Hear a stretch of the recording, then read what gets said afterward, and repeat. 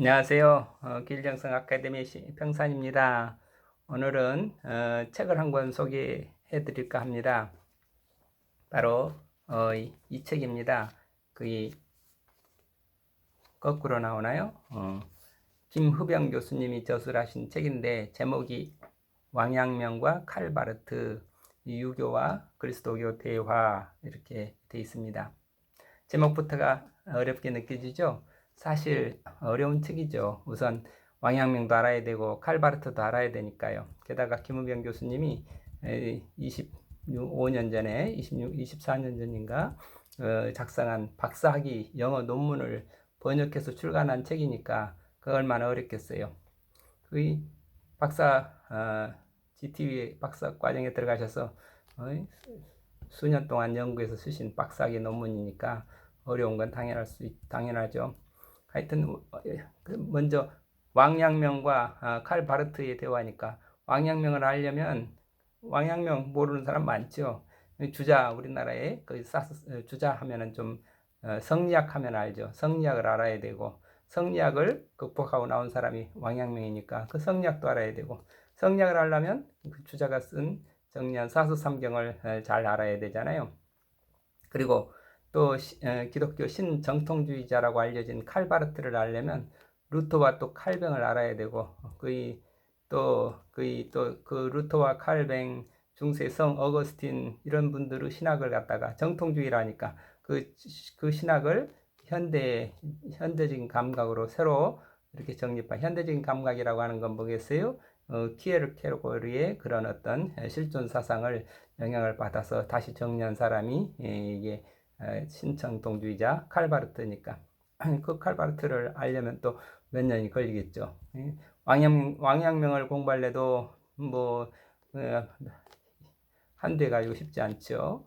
그 다음에 칼바르트 공부할래도 그 어떻게 1, 2년에 되겠어요. 그러니까 칼바르트도 다 알아야죠. 그 다음에 왕양명도 다 알아야죠. 그러고 나서 그걸 정리해서 서로 비교해서 쓰는 그런 책이니까 이 어려운 책이죠.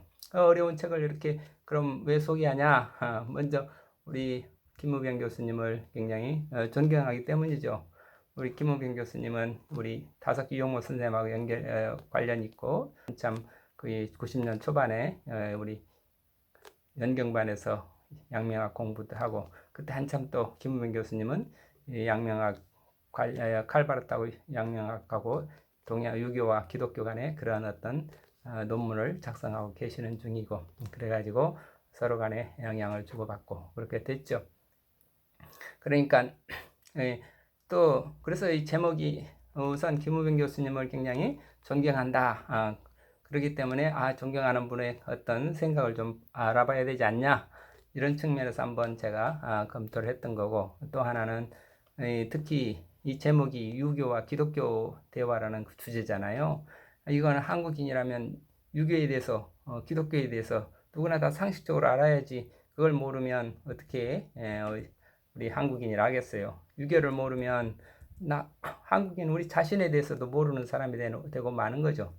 또 기독교를 모른다 그러면 이 시대의 서양 사람들 서양의 문화에 대해서 모르게 되죠. 그래서 이 책이 유교와 그리스도교의 대화라고 했지만 사실은 이 동양과 서양의 대화라 해도 되겠죠. 먼저 서평을 쓰신 이 서평을 이호재 교수님 전에 성균관대 교수이기도 하셨고 그러는데 그분이 뉴스앤조이에다가 이렇게 기고를 했어요. 그래서 그 기고한 글을 먼저 가지고 한번 소개를 먼저 하겠습니다. 그래서 이 이호재 교수님이 이렇게 쓰신 글입니다. 저자는 유교 전통 집안의 장자로 태어나 그리스도교인으로 회심하는 극적인 종교 체험을 한다. 미국에서 거의 취업차 미국으로 갔는데 거기서 그런 종교 체험을 해가지고 갑자기 크리스찬으로서 이렇게 되게 되는 거죠. 그래서 공학도에서 신학으로 전환을 해서 그 종교 생애는 도의 신학을 이해하는 중요한 단서다. 대부분 신학자가 교차적 실존적 신앙 체험이 없이 신학하는데 반해서 그의 독창적인 신학 사유 배경에는 특별한 이런 종교 이력과 전공 전환이 있다.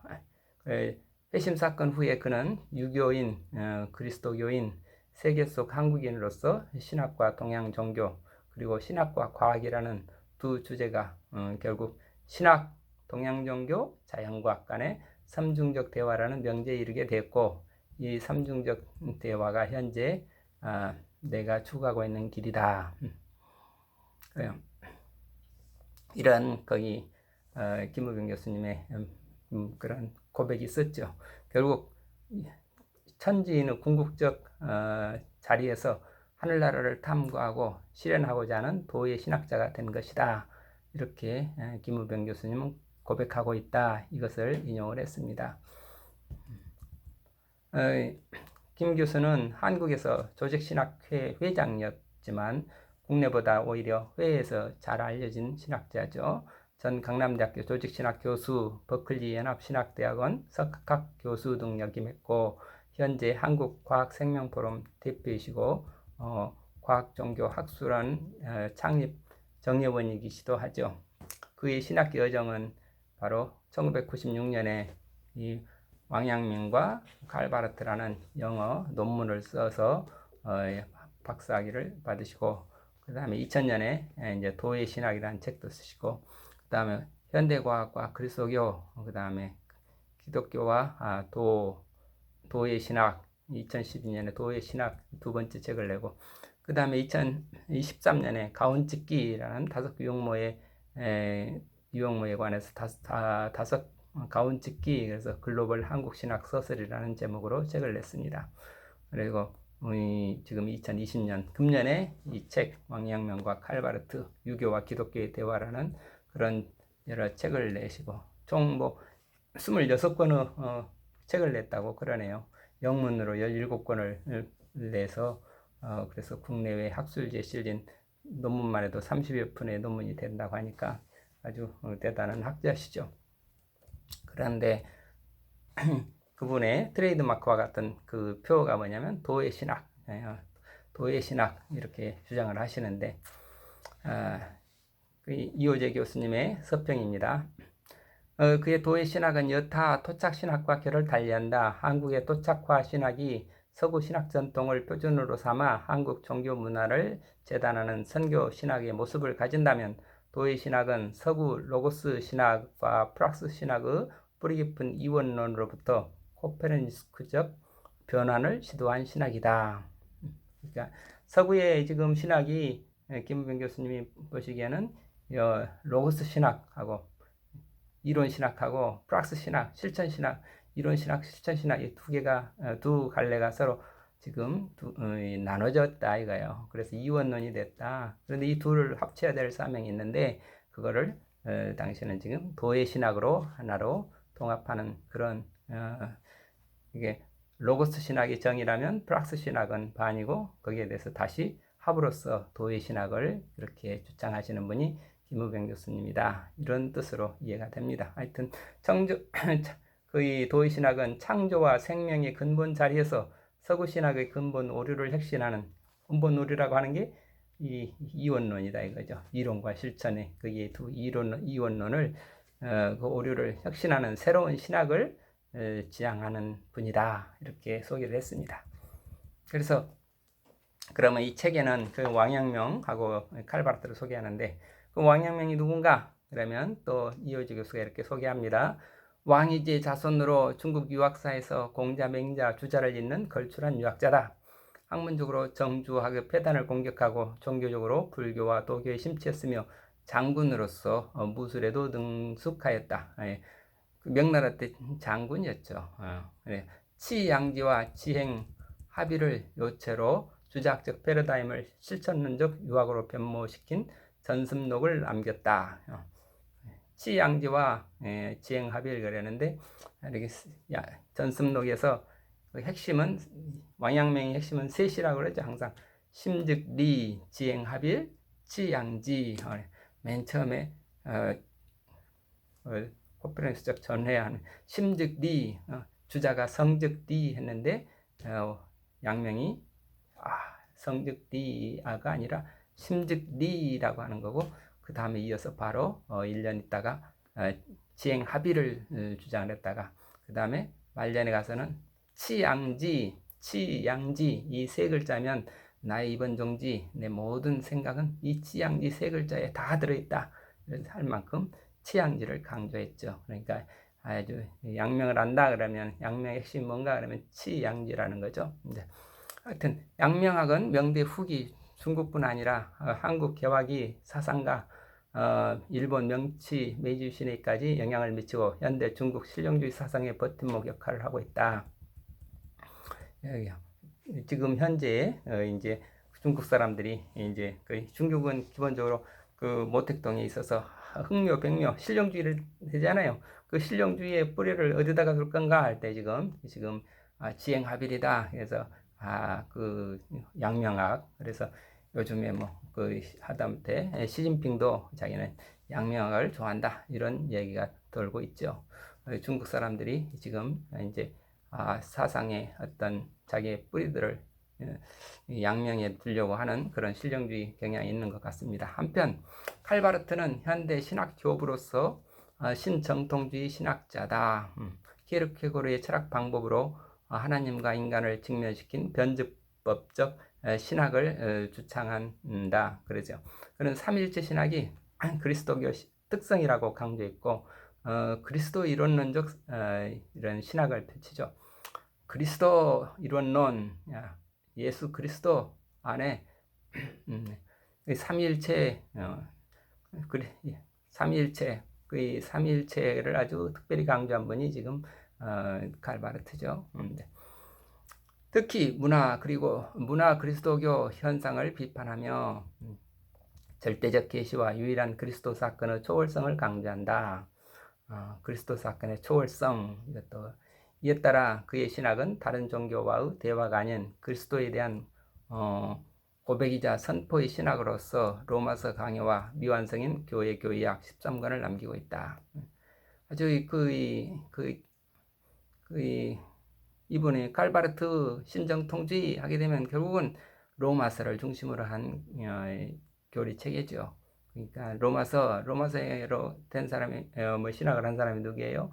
어거스틴, 그 다음에 루터, 칼빈 다 이 로마서의 그 복음과 율법, 로마서에 나와 있는 복음과 율법 그거를 핵심으로 삼는 그런 조직 신학자들이잖아요. 신학자들이죠. 그런데 그게 이 칼바르트는 아주 굉장히 그런 정통주의라 할 만큼 새로운 정통주의라 할 만큼 아주 로마서에 아주 심취했던 그런 분이라고 봅니다. 그래 그분이 초기, 중기, 말기 사상들이 자꾸 달라진다는데 김우빈 교수님은 이 말기 교회 교의학 마지막 저서인 교회 교의학 그거를 중심으로 해서 쓴 거죠. 하여튼 그는 20세기의 바울이라고 불릴 정도로 세계 신학계와 한국 교회에 상당한 영향을 미치고 있다.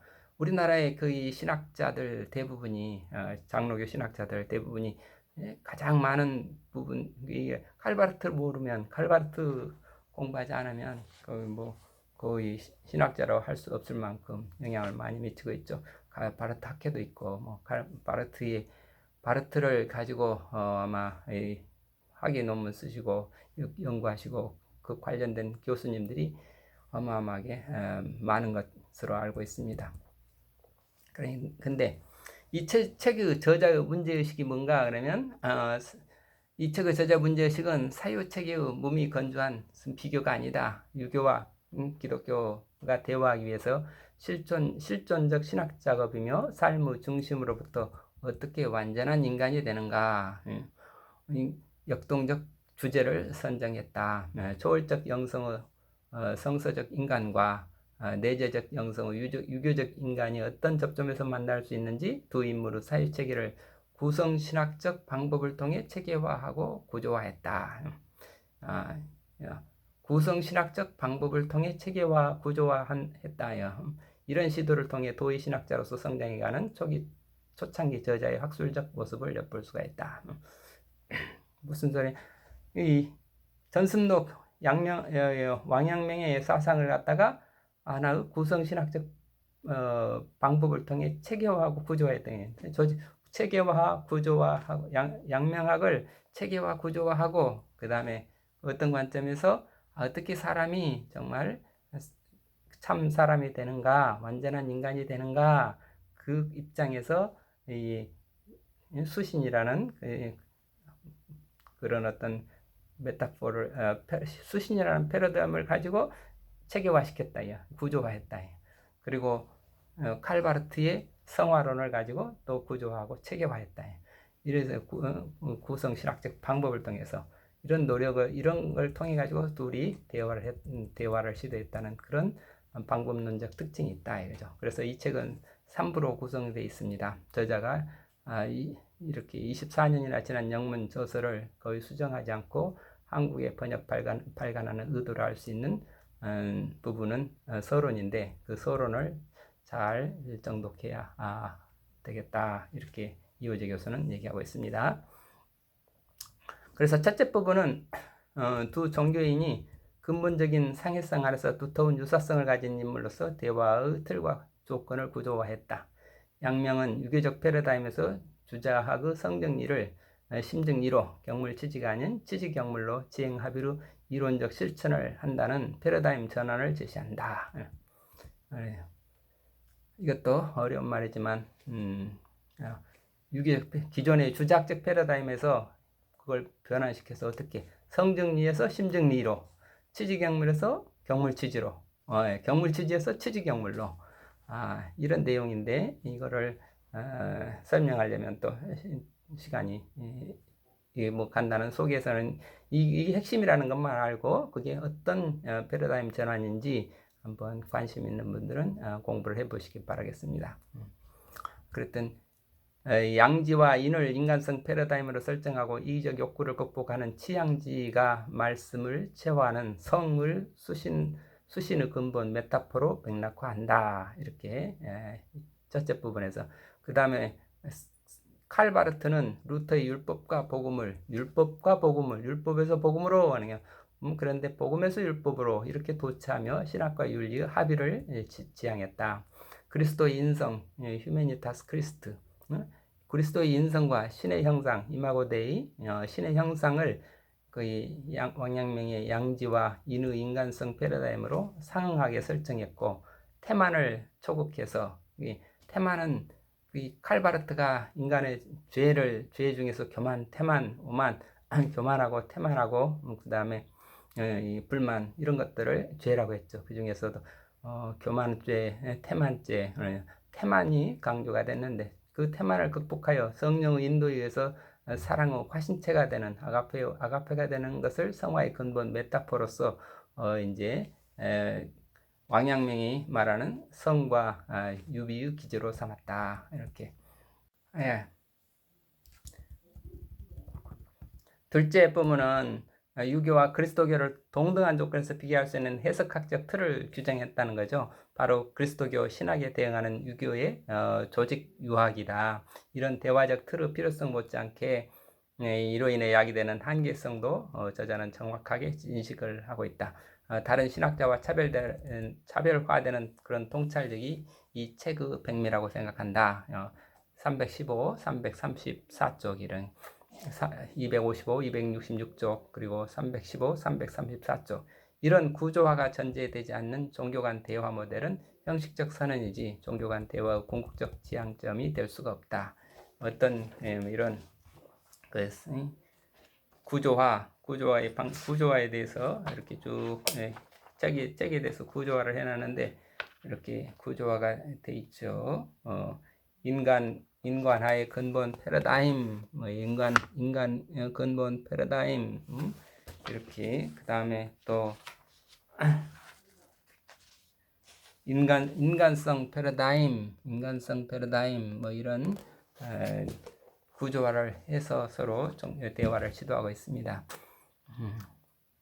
이 책은 두 종교의 사상을 근거, 즉 마음과 하나님의 말씀, 패러다임 전환, 심정리와 복음 율법, 그 다음에 출발점, 입주와 신앙, 이론과 실천, 지행 합일에 대비해서 신학과 윤리의 합일, 이런 악의 문제, 사욕이냐, 태만이냐 등으로 서로 비교한다. 어떻게 완전한 인간이 될 수 있는가 하는 핵심 질문을 놓치지 않고 왕양명의 내재적 영성과 칼바르트의 초월적 영성이 만나는 지점으로 견인을 하고 있다. 셋째 부분은 그리스도교와 유교가 서로 다른 종교 문화에 형성된 종교지만 수신이라는 조직 유학의 궁극적 인간과 성화라는 신학적 인간, 그 서로 다르지 않음을 보여준다. 저자는 우주적 인간으로서 성장해가는 도의 인간으로서 궁극적 인간, 즉 우주적 인간성을 지향해야 하는 과제를 남기고 마무리한다. 그래서 이 책의 장점은 무엇보다도 동등한 이해 지평에서 대화 모델을 만들기 위해 상응하는 해석학적 용어와 방법론을 치밀하게 논거하고 있다는 점이다. 바로 이 지점이 종교 간 대화에서 가장 중요하다. 그리스도교에 편향된 서구 신학자가 종교 간 대화의 당사자, 주인공 또는 중개인으로 나서기보다는 아시아 신학자 혹은 종교학자가 이런 역할을 공정하게 수행할 가능성이 높다. 이런 정황에서 한국 유학생이었던 저자가 기독교 신학과 대등한 개념의 조직 유학으로 상생 대화 모델을 28년 전 미국의 버클리 연합신학대학원 박사학위 논문에서 제안했다는 것은 큰 신학적 사건이다. 더구나 줄리아 칭을 포함해서 유교, 그리스도교 비교에 관심 있는 여타 신학자들은 종교 간 대화로서 서술 규범적 방법을 적용했지만 저자는 과감하게 구체 보편적 방법을 통해서 확장성 있는 대화 모델을 만들어냈다. 서구 신학적 전통과 유학 전통의 이해 지평이 대화할 수 있도록 조직 유학과 조직 신학이 이 공명하는 모델을 만들었다는 점은 높이 평가해야 한다. 그래서 특히 김흡영이 도의 신학이라는 근본 메타포를 가지고 예전에 종교적 정체성이었던 유교와 지금의 종교적 정체성인 그리스도교를 몸과 마음의 신학으로 내면화해서 치열하게 회통적 신학을 추구하는 학문적 열정과 용기를 본받아야 한다. 이 공명 대화 모델은 이세종, 유영모, 함석헌, 변찬린 등과 같은 독창적이면서도 보편적인 한국 종교 자산에 대해서도 세계 신학계와 소통할 수 있는 하나의 타당한 모델로 적용할 수 있다. 이는 앞으로 한국 신학계가 풀어야 할 숙제라고 생각한다. 이렇게 변찬린 이호재 교수께서 서평을 마쳤습니다. 감사합니다.